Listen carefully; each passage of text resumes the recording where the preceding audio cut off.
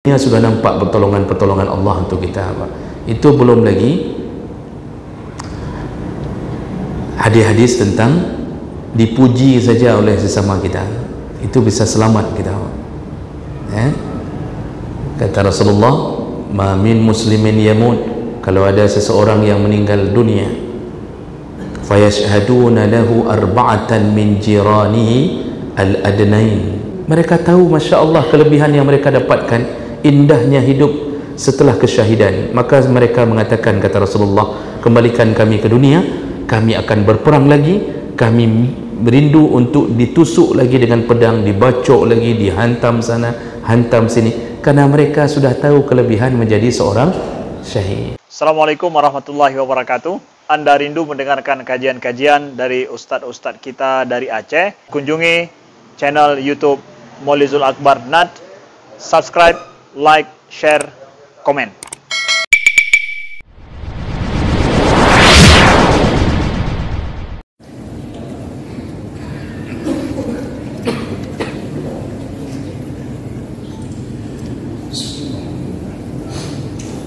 Assalamualaikum warahmatullahi wabarakatuh. Alhamdulillah, nasta'inuhu wa nastaghfiruh, na'udzu bihi min shururi anfusina wa min sayyiati a'malina, man yahdihillahu fala mudilla lahu wa man yudlil fala hadiya lahu. Asyhadu an la ilaha illallah wahdahu la syarika lahu wa asyhadu anna Muhammadan abduhu wa rasuluhu al-karim. Allahumma salli wa sallim ala nabiyyina Mustafa Muhammadin wa ala alihi wa ashabihi ajma'in. Amma ba'd. Rabbi shrah li sadri wa yassir li amri wahlul 'uqdatan min lisani yafqahu qawli. Segala puji bagi Allah, kemudian salawat dan salam pada Rasulullah, pada keluarga dan seluruh sahabat-sahabatnya. Jemaah salat maghrib, bapak-bapak dan ibu-ibu yang Allah muliakan, insyaallah kita masih membahas tentang kemuliaan atau fadilah menjadi umat Muhammad sallallahu alaihi wasallam. Dan tentu kita sudah berada di penghujung pembahasan ini,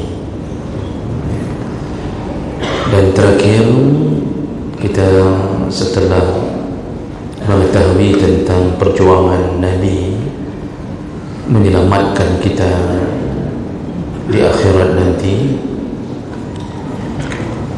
kita sedang membahas yang terakhir, yaitu fadilah berikutnya.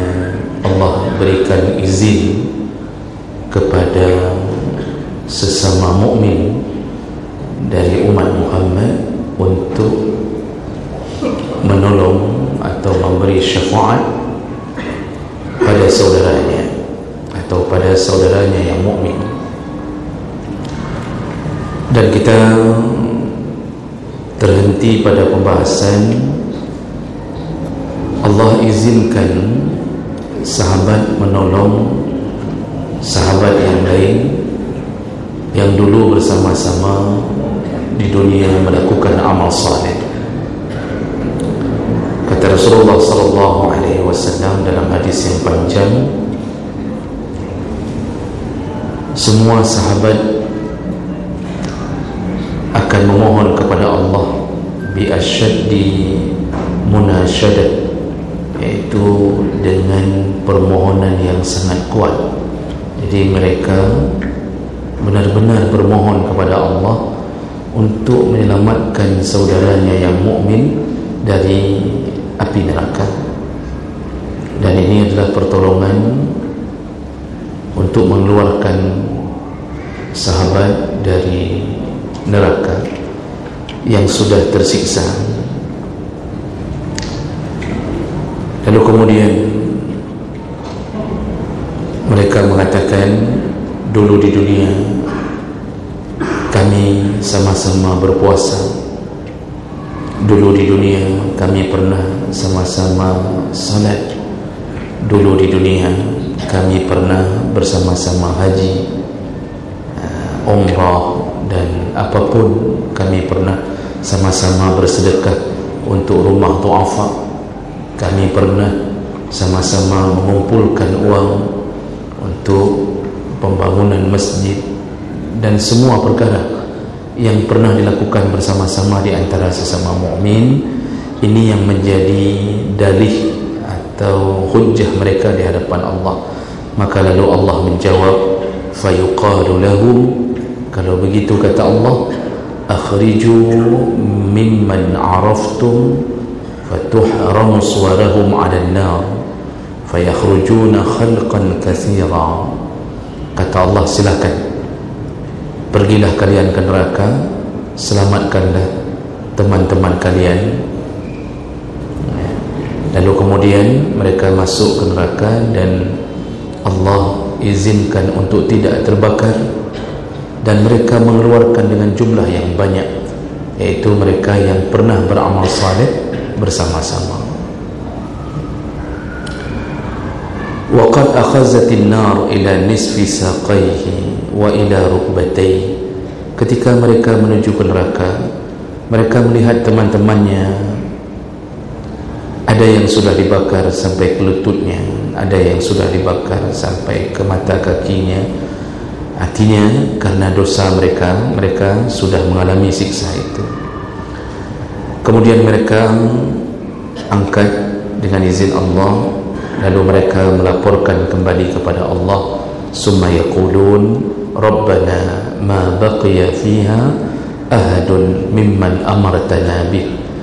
Ya Allah, telah kami angkat dengan izinmu semua orang yang engkau beri izin untuk diangkat dari neraka. Apakah berakhir perjuangan mereka di situ? Ternyata tidak. Dengan Rahman dan Rahim Allah, Allah kembali berkata kepada orang-orang saleh yang pernah jadi teman kita ini. Apa kata Allah kembali? Fayaqul irji'u faman wajadtum fi qalbihi misqala dinar min khairin fa akhrijuh. Kata Allah, balik ke neraka, kembalilah kalian ke neraka, keluarkan sekarang semua teman-teman kalian yang tentu yang pernah beramal, ada amal saleh. Yang kali ini kata Allah, keluarkan yang kalian kenal, yang pernah beramal sebesar 1 dinar, pernah beramal sebesar 1 dinar, keluarkan semua kata Allah. Lalu kembali rombongan ini pergi, fayukhrijuna khalqan katsira. Lalu rombongan teman-teman kita ini menuju ke neraka dan diangkatlah dengan jumlah yang sangat banyak, yaitu teman-teman mereka yang pernah beramal sebesar 1 dinar. Tadi kan yang rombongan pertama diangkat, yang pernah puasa bersama, pernah ini. Sekarang Allah memberi izin yang kalian kenal, yang pernah punya amal saleh, kalau dihitung sebesar 1 dinar. 1 dinar ini Pak, ini kecil sekali di mata Allah. Kalau dikurskan dengan pahala kita, itu salat qabliyah subuh saja sudah seluas dunia dan isinya. Salat subuh saja itu pahalanya ribuan dinar itu Pak. Itu baru yang sempat melakukan qabliyah subuh sekali dengan ikhlas kepada Allah, yang sempat mensolatkan jenazah saudaranya sekali dalam seumur hidupnya, maka diberikan Allah pahala sebesar gunung Uhud. Gunung Uhud itu, kalau bapak yang sudah umrah haji, gunung Uhud itu kan tidak satu gunung, dia ada bahagian rumah tempat berdirinya para pemanah. Itu disebut Uhud karena gunung itu terpisah dari gunung yang lain. Jadi ahad, dia terpisah. Jadi dia ada beberapa bukit itu terpisah dari gunung yang lain, tidak sambung, disebutlah Uhud, gunung yang menyendiri. Nah, gunung itu nanti akan ada di surga, gunungnya para syuhada. Sekali salat jenazah diberi pahala sebesar gunung Uhud. Kalau menyertai jenazah sampai selesai dikuburkan, pahalanya 2 gunung Uhud. Sedangkan yang Allah suruh keluarkan semua yang engkau kenal di dunia, yang pernah beramal 1 dinar. Itu kan pahala terkecil. 1 dinar itu dibandingkan banyaknya pahala yang diberi oleh Allah. Maka kemudian dikeluarkanlah semuanya. Lalu mereka melapor kembali kepada Allah. Summa yaqulun Rabbana lam nazar fiha ahadan mimman amartana. Ya Allah, sudah kami keluarkan, tidak kami tinggalkan satu pun yang engkau beri izin untuk dikeluarkan. Selesaikah? Ternyata tidak. Dengan kasih sayang Allah kepada umat Muhammad, Allah kembali berkata kepada rombongan sahabat-sahabat kita ini. Apa kata Allah? Summa yaqul irji'u, kembali lagi ke neraka, kata Allah. Sekarang keluarkan, faman wajadtum fi qalbihi misqala nisfi dinar, sekeluarkan semua teman kalian yang pernah beramal di dunia sebesar 1/2 dinar. Tadi 1 dinar, sekarang 1/2 dinar, keluarkan. Lalu mereka kembali ke neraka, diangkat lagi dengan izin Allah, lapor lagi ke Allah. Mereka mengatakan, lam nazar fiha mimman amartana ahadan. Ya Allah, sudah kami keluarkan dengan izinmu semua yang engkau izinkan untuk keluar. Lalu kemudian Allah Subhanahu wa ta'ala mengatakan lagi, karena ini cerita di atas umat Muhammad, Allah katakan lagi, summa yaqul irji'u, kata Allah balik lagi. Berarti sudah berapa kali balik, Pak? Ini sudah kali keempat ni. Kalau kita berteman di dunia kan nggak mau kayak gitu kita, Pak. Teman kita di penjara gara-gara sabu-sabu. Maukah kita disuruh bolak-balik? Pergi sana, keluarkan lagi yang di penjara. Pasti kita akan mengatakan hanabut, lebut la ilung daripadanya. Walaupun teman akrab, walaupun teman akrab, kalau teman kita bermasalah, Pak, di dunia, paling sekali sanggup kita keluarkan lagi, dia masuk lagi, nggak mau lagi kita. Tapi karena Allah Subhanahu wa ta'ala memberi izin kembali, dan di saat itu kita orang-orang yang paling merindukan sahabat, kita penuh dengan penyesalan kenapa sahabat kita bisa masuk neraka. Allah suruh kembali kali keempat, kata Allah, kembalilah, sekarang keluarkan semua sahabat kalian yang mukmin, yang pernah beramal fi qalbihi misqala zarrah, yang pernah beramal sebesar biji zarrah. Saya sudah pernah kasih contoh kan, Pak? Apa contoh yang pernah saya beri, Pak? Yang dorong-dorong celeng masjid tapi nggak pernah masuk uang ke dalamnya. Itu kan amal tu, daripada celeng masjid terduduk di depannya, yang lain nggak kasih, dia dorong, itu sudah amal. Dia nggak sanggup beri, tapi dia beri kesempatan orang lain untuk memberi. Jadi kalau bapak dan ibu ada rencana keluar terakhir dari neraka, dorong-dorong saja itu celeng masjid, nggak usah kasih apa-apa, dorong-dorong, terakhir keluar dari neraka itu nanti. Nah, kemudian setelah dikeluarkan khalqan katsira, jumlah yang banyak sekali dikeluarkan, banyak sekali. Summa yaqulun, lalu rombongan sahabat kita ini berkata, Rabbana lam nazar fiha ahadan wala khairan. Ya Allah, kami tidak tinggalkan satu pun yang engkau izinkan, dan kami tidak temukan lagi, ya Allah, orang yang beramal setelah itu. Artinya sudah habis, ya Allah, sudah habis sahabat kami, sampai sekecil amal sebesar biji zarrah. Biji zarrah itu biji sawi, Pak, yang kalau kita susun di ujung kuku bisa tersusun sampai 10 biji sawi. Kata mereka, sudah habis, ya Allah, sudah kami keluarkan semuanya. Inilah pertolongan para sahabat, syafaat para sahabat sesama umat Muhammad dengan izin Allah Subhanahu wa ta'ala. Kemudian Abu Sa'id Al-Khudri, perawi hadis ini, mengatakan kepada sahabat yang lain, yaqul illam tusaddiquni bihadzal hadis, kalau kalian tidak percaya dengan hadis yang kubacakan ini. Jadi kan ini awal hadis ini kan pertanyaan sahabat kepada Abu Sa'id Al-Khudri, wahai Abu Sa'id, engkau pernah dengar tidak Rasulullah mengatakan tentang pertolongan sesama kita? Dicerita oleh Abu Sa'id. Nah, di ujung hadis Abu Sa'id mengatakan, kalau kalian tidak percaya hadis ini, maksudnya mungkin agak aneh kalau terdengar sekarang, kok bisa segitunya menolong sahabat dari neraka, kok bisa segitunya. Lalu Abu Sa'id mengatakan, kalau kalian tidak percaya dengan hadis ini, faqra'u in syi'tum, bacalah ayat Allah, innallaha la yadhlimu misqala zarrah wa in taku hasanatan yudha'ifha yu'ti min ladunhu ajran 'azima.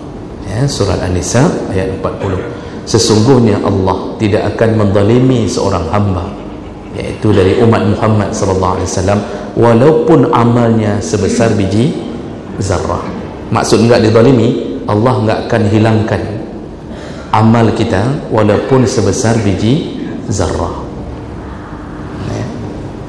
Karena ada orang yang hari ini meragu-ragukan janji Allah, mengira amalnya dihilangkan. Tidak. Selama amal itu tidak kita hilangkan sendiri, maka dia tidak hilang, walaupun kita sudah melupakannya. Mungkin tahun 1978, bagi bapak yang lahir tahun 1965 kan, pernah mendorong sepeda yang naik ke atas, naiki puncak, mungkin dia nggak sanggup bawa, bapak dorong, bantu dorong. Atau pernah mungkin bapak menolong seseorang menyeberangi jalan. Mungkin kita sudah lupa amal itu, tapi Allah tidak pernah lupa selama kita tidak mengungkit-ungkitnya, selama kita tidak memarahi atau marah kepada orang yang kita tolong. Misal kita seberangkan orang jalan, itu pahala, dan itu termasuk iman, karena membuang duri dari jalan itu iman. Menolong orang untuk nyebrang itu iman. Tapi ya, kalau orang itu setelah diseberangkan marah-marah, berarti ada masalah. Mungkin dia nggak mau diseberangkan, kita paksa. Nah, itu jangan begitu juga. Jangan sampai pulang ini semua nenek-nenek kita seberangkan, begitu habis kita seberangkan dia ngamuk-ngamuk, rupanya dia nggak mau diseberangkan. Nah, jadi tanya dulu, nenek mau nyebrang atau tidak. Nah, jadi Bapak Ibu yang Allah muliakan, begitulah kemuliaan umat Muhammad, diberi izin menolong sesamanya. Lalu kemudian umat Muhammad selain daripada pertolongan ini, itu banyak sekali izin Allah yang tidak diberikan ke umat yang lain. Mulai dari dunia sudah nampak pertolongan sesama kita. Di antaranya hadis-hadis Nabi menyebutkan, dalam hadis sahih Muslim, Rasulullah sallallahu alaihi wasallam menyebutkan, ma min rajulin muslim, kalau ada seseorang yang muslim, yamut, meninggal dunia, fayaqumu ala janazatihi 40 rajulan, kalau sempat disalatkan oleh 40 orang laki-laki sesama mukmin, la yusyrikuna billahi syai'a, 40 orang yang mensalatkan jenazah kita ini bukanlah orang yang syirik, semua mukmin, illa syafa'ahumullah fi, maka Allah mengizinkan jenazah itu untuk mendapatkan syafaat berkat salat saudaranya kepadanya. Ini 40 orang. Dalam hadis yang lain juga riwayat Muslim, ma min mayyitin yusalli alaihi ummatan minal muslimin, kalau ada satu jenazah yang disalatkan oleh kaum muslimin, yablughuna mi'atan, yang jumlah orang salat itu mencapai 100 orang, kullahum yashfa'una lahu illa syufi'u fi, yang datang itu benar-benar ingin mendoakan jenazah karena kasih sayangnya, karena mengenali jenazah itu orang baik, maka dengan sebab itu si jenazah pun mendapatkan syafaat dari sahabatnya. Ya, jadi ini dari dunia sudah nampak pertolongan-pertolongan Allah untuk kita. Itu belum lagi hadis-hadis tentang dipuji saja oleh sesama kita, itu bisa selamat kita. Kata Rasulullah, ma min muslimin yamut, kalau ada seseorang yang meninggal dunia, fayashhaduna lahu 4 min jiranihi al-adnain, kalau seorang meninggal dunia lalu dia dipuji kebaikannya oleh 4 orang tetangganya yang paling dekat. Maksudnya satu komplek nih, paling dekat itu satu komplek, yang paling kenal dia, dipuji oleh 4 tetangganya yang paling dekat, maka Allah Subhanahu wa ta'ala menjawab, laqad sami'tu qaulakum, aku telah mendengar pujian kalian, wa qabiltu, ku terima permintaan kalian, wa ghafartu lahu, ku ampunkan dosa jenazah ini, di atas pujian tetangga-tetangga. Makanya ini kan Masya Allah luar biasa bang kita ini. Ini umat Muhammad ni, kalau kita baca dari hadis ke hadis, sepertinya sedikit sekali yang masuk ke neraka dengan berbagai pertolongan dari Allah Subhanahu Wa Taala, karena kelebihan kita menjadi umat Muhammad. Kemudian Allah juga berikan pertolongan nanti kepada sesama kita melalui syafaat para syuhada. Jadi kalau ada saudara kita yang menjadi syahid, benar-benar syahid, maka Allah izinkan dia untuk memberi syafaat pada keluarganya sebanyak 70 dari anggota keluarganya. Hadis riwayat Abu Daud dari Abu Darda radhiyallahu anhu, kata Rasulullah sallallahu alaihi wasallam, yashfa'u asy-syahid, seseorang yang syahid, fi sab'ina min ahli baitih, dia akan bisa memberi syafaat dengan izin Allah 70 orang dari keluarga besarnya. Ini untuk umat Muhammad. Satu orang saja yang syahid, itu 70 orang diizinkan Allah untuk ditolong melalui kesyahidannya. Makanya kadang-kadang kita hari ini salah satu dari keluarga besar perlu ada yang syahid. Masalahnya saling dorong-dorong, kah menteng yang syahid, kah menteng. Kalau ada perang, kah menteng, semuanya kah menteng. Tidak ada yang mau berangkat perang, ini juga masalah. Jadi perlu difahami dulu, ini yang syahid ini, itu disebutkan dalam banyak hadis. Imam Nawawi mengumpulkannya dalam kitab Riyadhus Shalihin. Yang disebut syahid adalah yang meninggal jihad fi sabilillah. Yang jihad itu adalah untuk menegakkan kalimah Allah atau menegakkan agama. Di luar menegakkan agama tidak ada syahid, kecuali yang bersangkut paut dengan agama. Dulu pejuang-pejuang kita di saat berperang melawan Belanda, Jepang, itu nenek-nenek kita itu niat hati mereka mengusir Belanda agar Aceh ini tidak menjadi Nasrani, jangan sampai dinasranikan oleh Belanda dan Portugis dan Jepang. Mereka bergelimang darah mempertahankan tanah ini. Mereka bertahan memang untuk nama Aceh, tapi ujungnya ke sana supaya tidak dipindahkan akidah kita ini. Bayangkan kalau kita seperti nasib orang-orang di timur yang dikuasai oleh Portugis. Lihat bagaimana Papua, bagaimana yang sebelah timur. Itu akibat daripada terjajah oleh orang yang punya agama si penjajah itu. Kita selamat, makanya nenek-nenek kita itu insya-Allah syahid kalau murni menegakkan supaya selamat daripada, supaya selamat akidah kita. Jadi itu yang disebut syahid. Tidak disebut syahid kalau membela tanah air yang tidak berhubungan dengan agama. Ini perlu dicamkan benar-benar. Jadi jangan sampai terlalu bersemangat membela tanah air tapi tidak ada hubungannya dengan menegakkan agama, hanya demi membela satu perintah, yaitu perintah pimpinan di tempat tersebut atau pimpinan negara. Karena sistemnya sekarang begitu. Kalau pimpinan negara mengatakan serang, serbu, semua serbu, nggak peduli itu apakah si pimpinan zalim atau tidak, dikira syahid. Hati-hati, mungkin jatuh ke dalam dosa pembunuhan. Nah Bapak Ibu yang Allah muliakan, syahid, benar-benar syahid, Allah izinkan menolong dan memberi syafaat kepada 70 saudaranya. Dan ini dikuatkan dalam beberapa hadis Bapak Ibu yang Allah. Dalam hadis yang lain kata Rasulullah sallallahu alaihi wasallam, hadis riwayat Ibnu Majah, Tirmizi dengan sanad yang sahih, Rasulullah berkata, li syahid indallah sittu khisal, orang syahid itu dapat 6 kelebihan di sisi Allah. Nanti yang keenamnya kita tidak sebutkan yang 6 itu.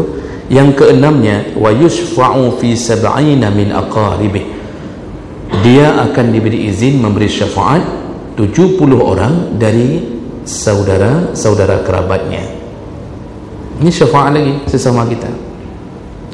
Namun 70 orang itu apakah si syahid sendiri yang menunjuk-nunjuk? Tidak. tapi Allah lah yang menunjuknya sesuai dengan izin Allah. Ya, jadi Allah yang mengizinkan berkat satu orang syahid, 70 saudaranya yang berhak untuk ditolong, Allah yang tunjuk. Jadi bukan si syahid yang nunjuk-nunjuk. Nanti kalau syahid diberikan hak untuk nunjuk-nunjuk siapa yang diizinkan syafaat, dia akan nunjuk yang paling banyak angpau waktu kasih hari raya. Kita yang mungkin agak pelit waktu keponakan kita yang syahid itu datang ke rumah, kita enggak pernah beri mangga, enggak boleh petik, jambu enggak boleh pegang, ya. Kemudian makan siang enggak dikasih. Itu ditandai itu, walaupun keponakan kita syahid, dia tandai pak awanya, dia tandai itu pamannya, dia akan mengatakan, oh paman tidak, paman dulu saya tahu paman kerit mati, itu harusnya ada. Enggak begitu pak ceritanya. Tapi 70 orang itu Allah yang tunjuk dengan izin keberkahan dari si syahid ini. Jadi jemaah mereka Allah Subhanahu Wa Taala, makanya orang syahid itu orang yang paling merindukan kembali ke dunia. Dalam hadis Nabi, orang syahid paling rindu kembali ke dunia. Untuk apa? Bukan menyesali, karena orang yang rindu kembali ke dunia menyesali enggak beramal. Orang syahid rindu kembali ke dunia untuk kembali syahid, karena mereka tahu Masya Allah kelebihan yang mereka dapatkan, indahnya hidup setelah kesyahidan. Maka mereka mengatakan, kata Rasulullah, kembalikan kami ke dunia, kami akan berperang lagi, kami merindu untuk ditusuk lagi dengan pedang, dibacok lagi, dihantam sana, hantam sini, karena mereka sudah tahu kelebihan menjadi seorang syahid. Begitu rindu mereka. Itu hadis yang sahih. Baik, kemudian Bapak Ibu yang Allah muliakan, Allah beri lagi pertolongan sesama kita melalui anak-anak kita yang menghafal Al-Quran lalu mengamalkannya. Allah beri pertolongan melalui itu. Ini syafaat selain daripada Nabi SAW. Ada hadis, yaitu dari Mu'az Al-Juhani radhiyallahu anhu, Rasulullah SAW menyebutkan, yaitu man qara'a al-Quran wa amila bima fih, barang siapa yang membaca Al-Quran dan beramal. Ini boleh membaca dalam tulisan atau maksudnya membaca melalui hafalan, dan dia beramal, habis hafal beramal, maka albasa walidahu tajan yaumal qiyamah. Allah izinkan anak ini memakaikan mahkota kepada orang tuanya di hari kiamat. Dawahu ahsanu min daw'is syam, yang mahkota itu cahayanya melebihi cahaya matahari fi buyutid dunia, ketika kita berada di dunia. Nah, ini ketika orang tua itu diberikan, lalu dia pun merasa heran, ada apa ini? Bima a'tayna haza, kenapa engkau memuliakan kami begini ya Allah? Fayuqal, Allah berkata, bi akhzi waladikuma lil Quran, karena dulu anak kalian di dunia telah mengamalkan Al-Quran. Tapi syaratnya ini, itu hafal beramal, karena hari ini banyak yang hafal tidak beramal. Kadang-kadang menghafal hanya untuk ikut musabaqah. Kita lihat akhlaknya enggak sama dengan yang dihafal. Saya sudah pernah mengatakan bahawa banyak kadang-kadang masuk ke pesantren hafal Quran, pulang salat subuh pun enggak ada, tapi hafal Quran. Ini yang menyedihkan. Jadi Bapak Ibu yang Allah muliakan, jangan mengira hanya karena hafal tulisan bisa bermanfaat. Tidak, dia harus diamalkan, karena orang yang menghafal tanpa beramal dilaknat oleh Al-Quran, dilaknat oleh Al-Quran. Menghafal ini kan tidak wajib. Orang yang membaca saja, kita pak yang sudah tua-tua ni, yang rambut sudah putih kan, bahkan bukan rambut saja, bulu-bulu hidung sudah putih semuanya kan, ini enggak sanggup lagi menghafal. Mungkin dulu kita sekolah kita memang bukan dalam dunia hafalan Quran ini, maka kejarlah dengan bacaan. Mengkhatamkan Quran itu bahagian daripada yang dimaksud. Setelah itu beramal. Kalau Al-Quran bilang haram, jangan lakukan. Kalau Al-Quran bilang lakukan, lakukanlah. Itu yang disebut dengan beramal. Jadi kalau Al-Quran mengatakan wala ta'kulu riba, jangan engkau makan riba, jangan makan. Ini sudah dibilang dalam Al-Quran jangan makan, setelah dia tutup sadaqallahul azim, disikapnya dengan riba, Pak. Mana bisa ditolong dengan Al-Quran? Mana bisa? Ya.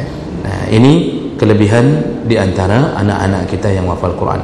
Sudah, kemudian berikutnya yang terakhir, kita juga diberi Allah izin, bahkan izin ini maha dahsyat, yaitu pertolongan syafaat dari anak-anak kita yang meninggal sebelum baligh.